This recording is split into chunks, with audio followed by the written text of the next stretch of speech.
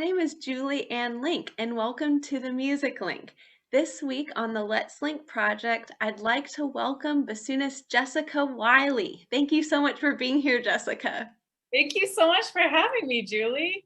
Jessica and I met about 15 years ago at the Interlochen Advanced Bassoon Institute in Michigan, and we spent a summer studying and performing music together at the Emaropa Chamber Music Festival in the Czech Republic.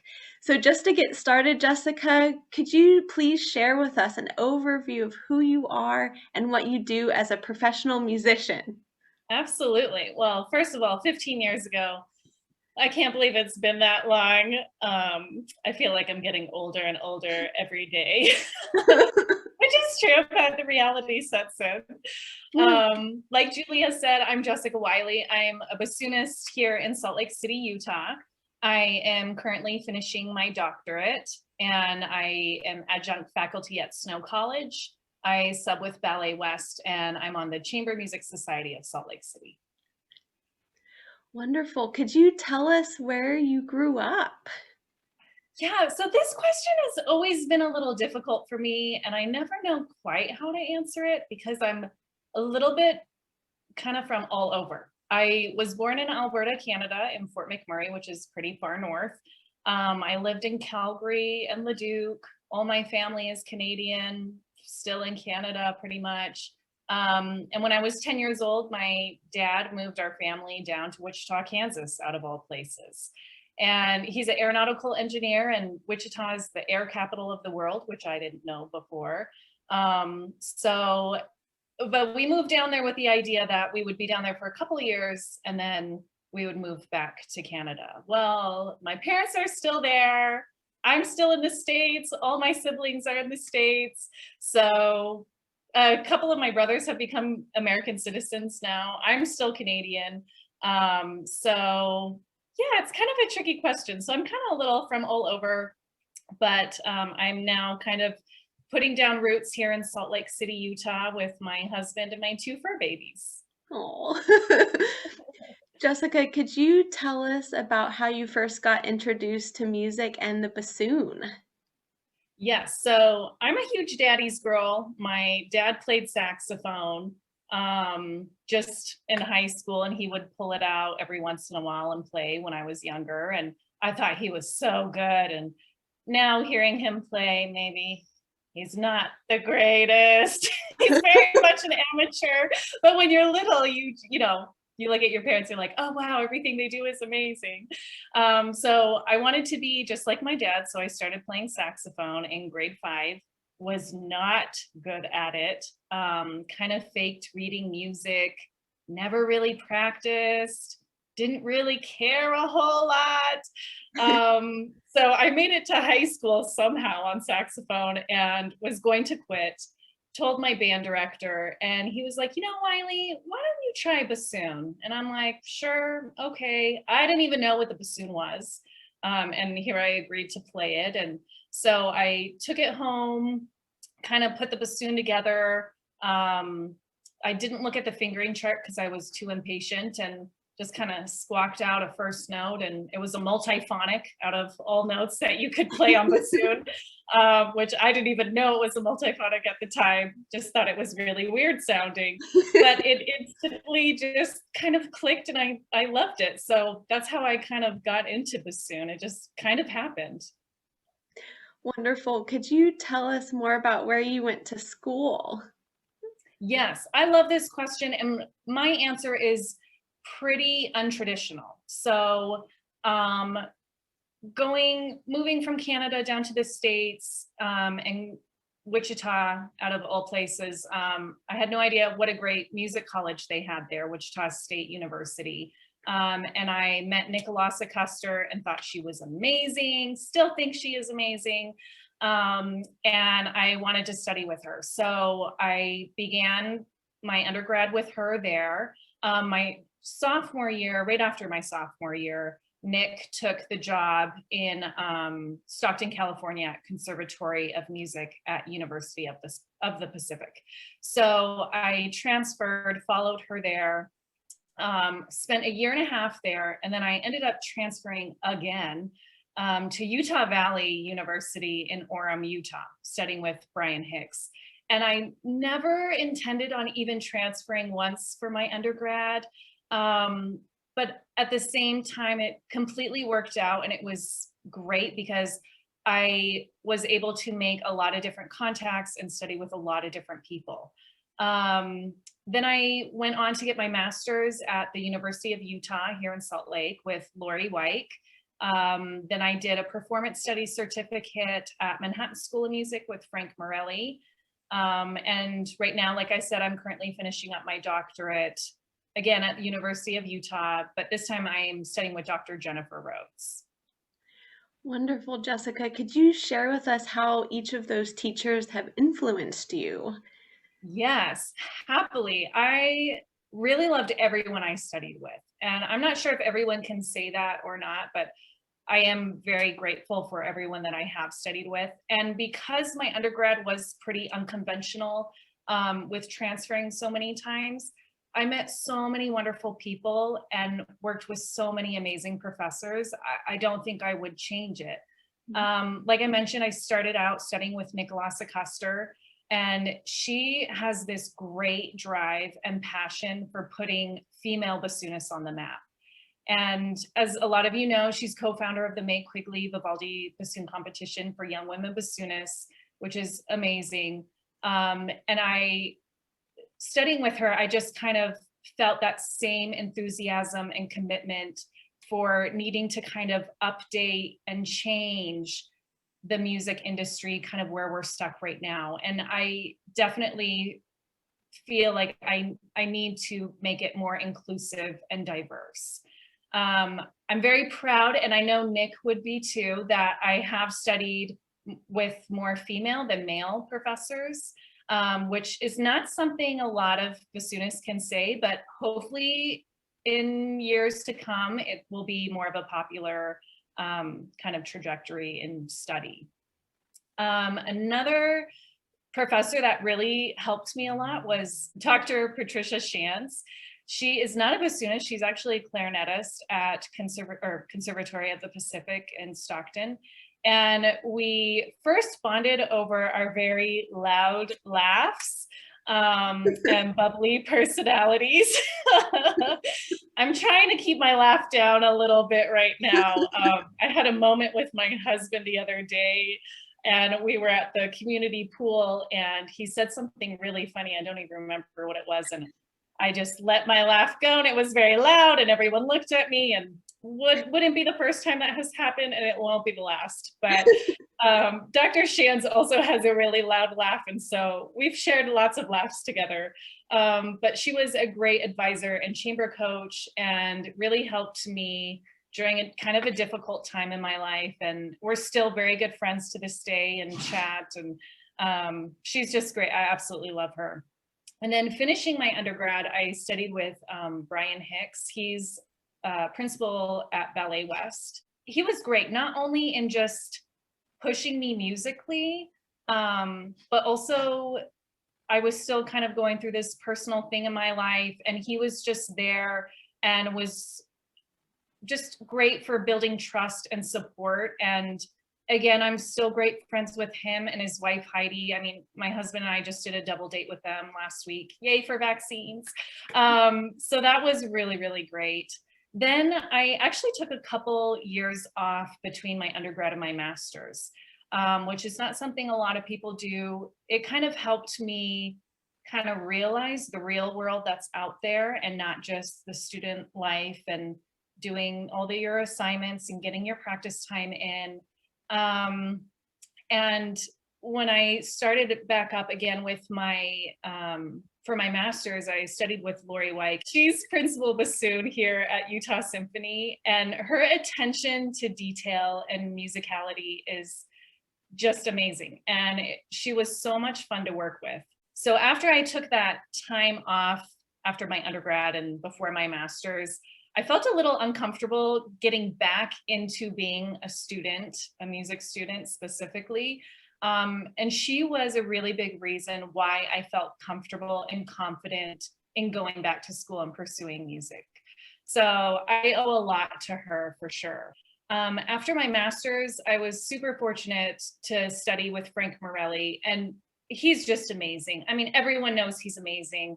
Um, he helped me so much, and I think my biggest takeaway with Morelli was the development of my sound and just fine tuning my instrument. I play on a Fox 601, and I now paired it with a Lightzinger FM1 Platinum vocal.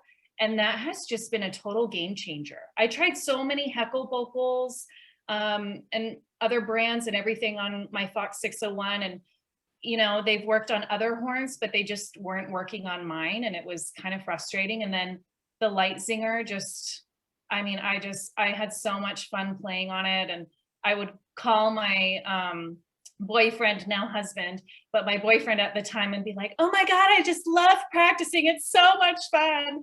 Well, we were actually engaged at the time because then he wanted to buy me my wedding band. And I'm like, no, I'd rather have the vocal. Like, sorry, Tiffany's, I'd rather have a platinum vocal than a platinum wedding. Yes. But he was super sweet and bought me both. That's why I married him. No, he's great in so many ways. But Morelli was just so fun to work with, helped me tremendously in fine tuning my sound, polishing my musicality. I consider him a great friend as well. And before the pandemic hit, I continued to fly out to New York and study with him. And just go through different rep and everything. I love him and I love studying with him. I think he's just fabulous. My current professor is Dr. Jennifer Rhodes. She actually studied as well with Frank Morelli. And she's amazing. I know I'm just constantly saying everyone is amazing, but I really do feel that way. I feel so fortunate that I've had all these great, fabulous professors in my life. So Jennifer Rhodes, she's second chair with Utah Symphony. And my absolute favorite thing about her is she never runs out of ideas of how to approach something in a different way. She always has new techniques for practicing. It keeps everything kind of fun and refreshing. Because practicing can sometimes be a chore, but with her, it was really just like fun and exciting and trying these different things. And she's a little dorky like me, where we would do like spreadsheets with practicing, and it was just really fun. I know that sounds so silly, but it was a lot of fun, and I learned and am still learning so much from her. Jessica, could you talk a bit more about just knowing if you wanted to pursue music as a career during your study Yeah, so this is a great question, and I love that you're asking this because I feel like it's very different and very personal for each person. I don't think there's one answer that everyone would agree on, just because we're all different and different things will just click with different people. I did not know I wanted to pursue music until I got my hands onto the bassoon. So I played that multiphonic as my first note. And during the time, my mom was actually in the kitchen doing dishes, and I was in the kitchen at the dinner table, and I squawked out this multiphonic, and my mom like whipped around and was like, what the heck was that? And I just looked at the bassoon and looked at her and was like, I'm going to be a professional bassoonist.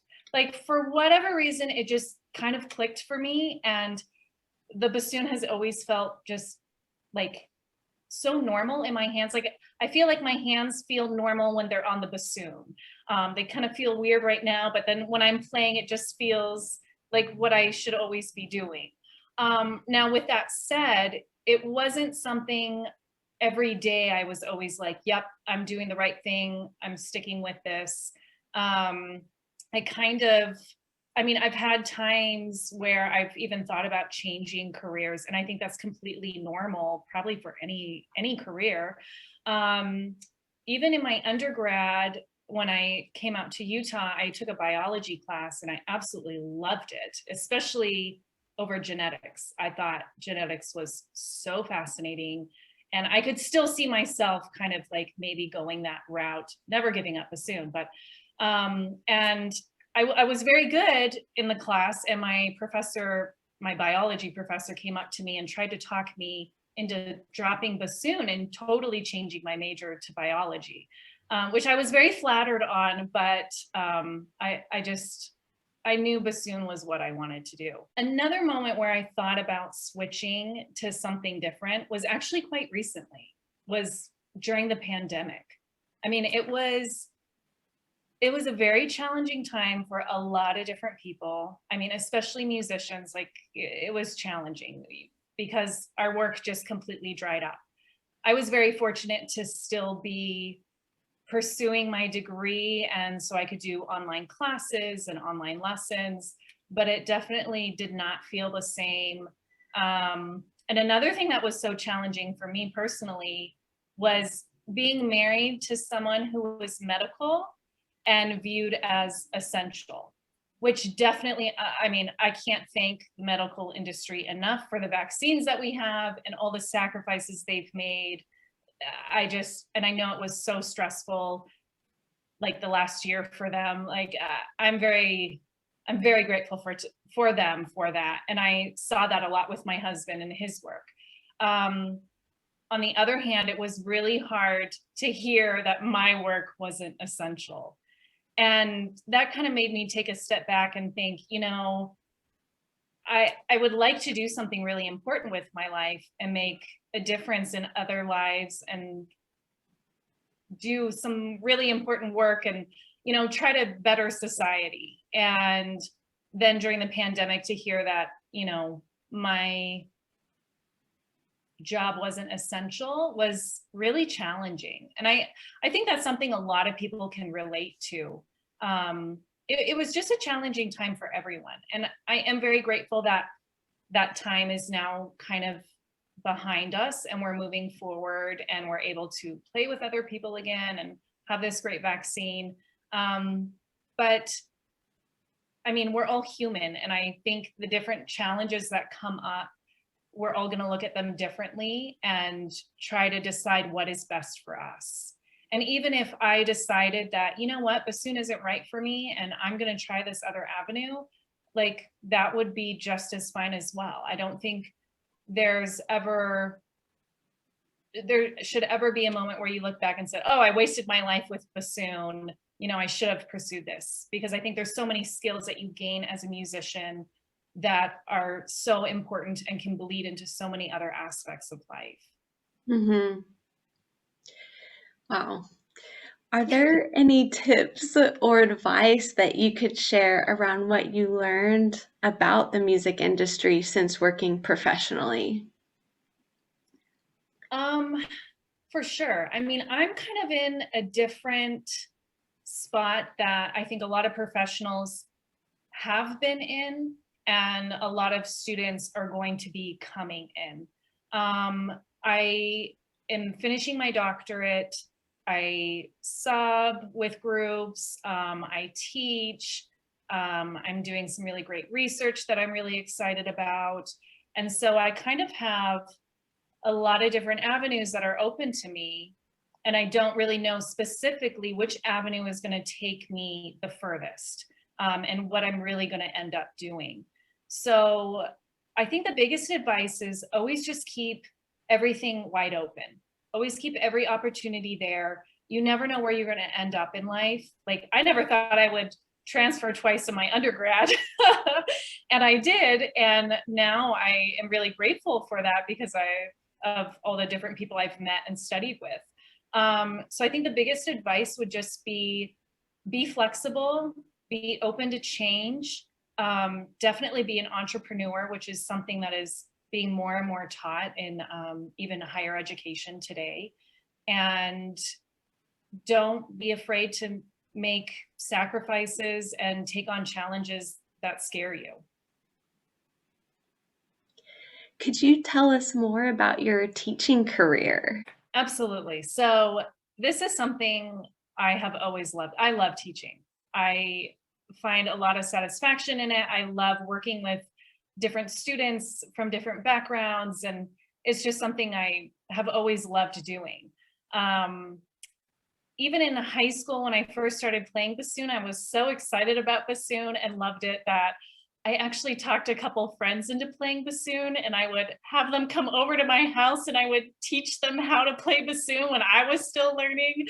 But I have loved it, and I've always had studios throughout my various degrees. And during my break between my undergrad and my master's, I taught K through 7 at an after school music program.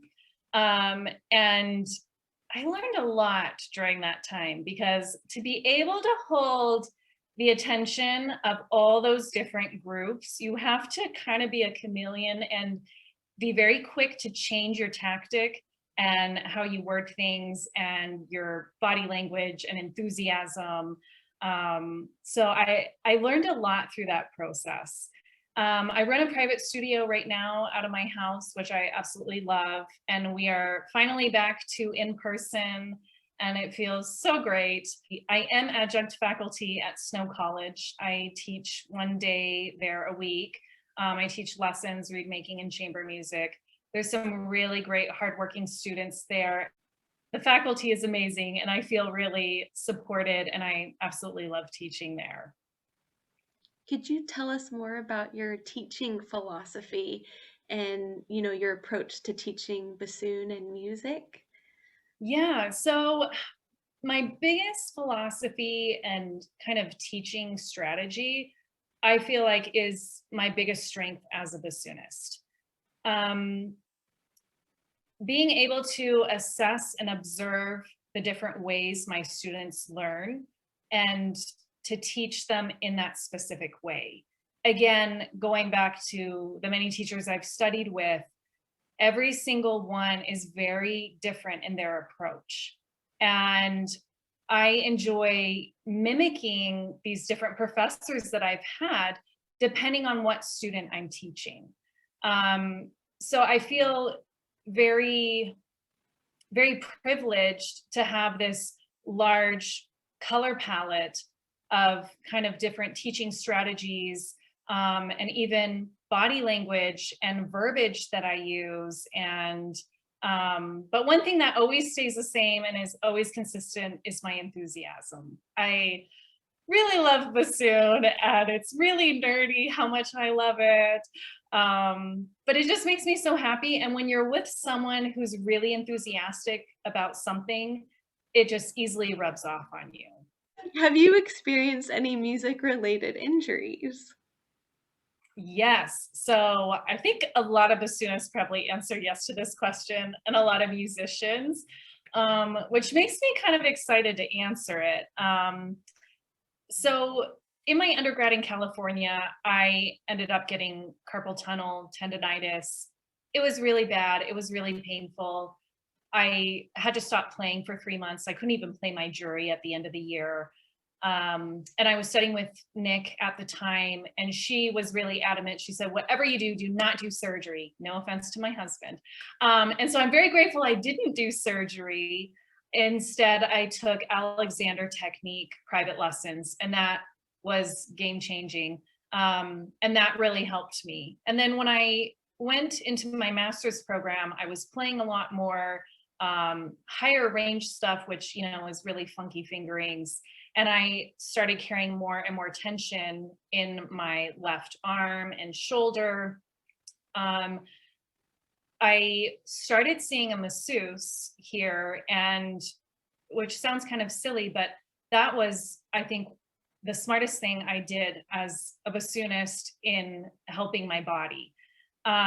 It wasn't like, oh, this is such a relaxing massage. It was kind of like, oh, it hurts so good. It's really painful, but it does something for me and helps get my body back to where it should be. The greatest tip that she gave me was to actually lift weights after I practice. Wow.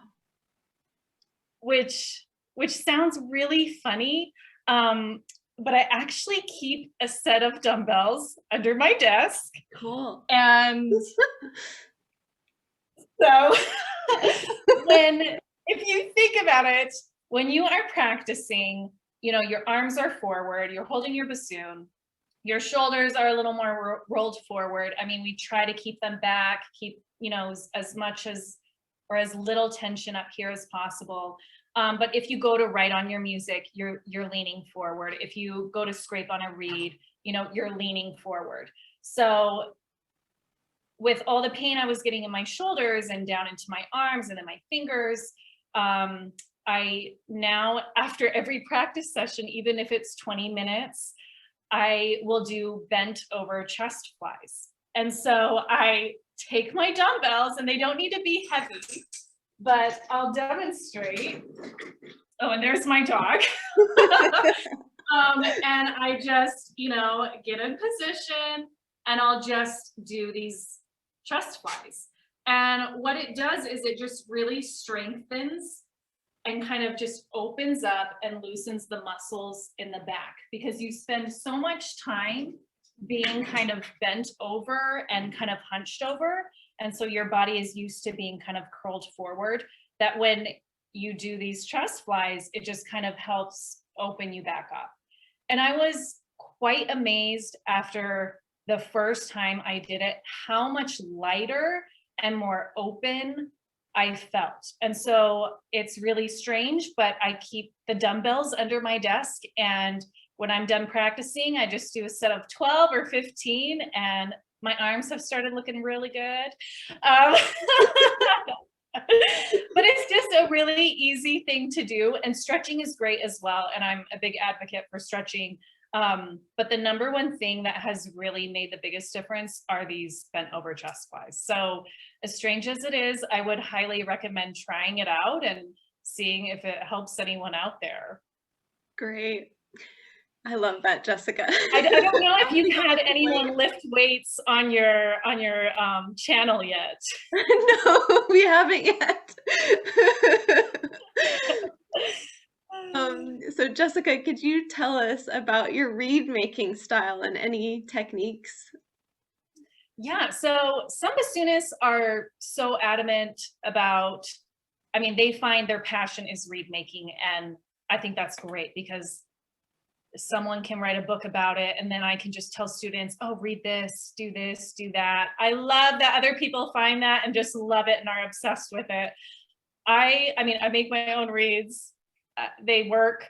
I just really follow Morelli's style of reed making, and that has just worked great for me and my setup, and really great for my students. Great. Jessica, just the last question. Is there any advice that you could share for musicians just starting out their music careers? Absolutely. I think there's lots of different paths that you can take as a musician. I mean, even as a bassoonist, you have performance, teaching, reed making, research. There's so much that you can do. And I think the biggest advice that I have is don't be afraid to be vulnerable. I mean, we as musicians especially are required to be vulnerable a lot. I mean, to get up in front of a large group of people and play, or to get behind a screen and be a number and play perfectly. It can be really intimidating, but I think the growth that you can get from being vulnerable and not being afraid for feedback and advice can be a great step in your career. And music really requires that. I mean, think of all the emotion that you have to play with when you perform.